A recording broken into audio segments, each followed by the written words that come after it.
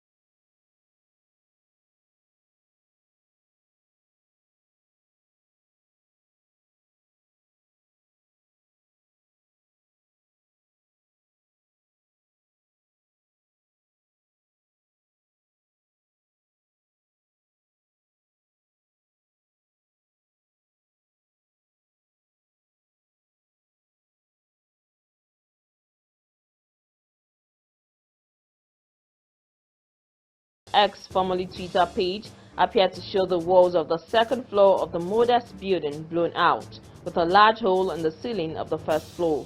Local media gave the ages of the girl and boy as 4 and 5 and said the other person missing was an elderly woman who lived on another floor. The cause of the collapse may have been a gas explosion, news reports said. Now, Fletcher Building has announced it will raise $700 million to pay back debt and improve its financial stability. Low demand, particularly for houses and building materials, is putting pressure on the company, with debt levels reaching $1.7 billion at the end of June. It will now sell $282 million worth of new shares to investment funds and $418 million worth to current shareholders. In addition to money raising, Fletcher Buildings plans to quote around $180 million in costs to better the books. Shares in the company were $2.40 each on Monday morning, a 13% discount from market close on Friday. And that's it on News 360. More stories on Housing TV News at the top of the hour. I am Phoebe Onwabuje. Thanks for watching and bye for now.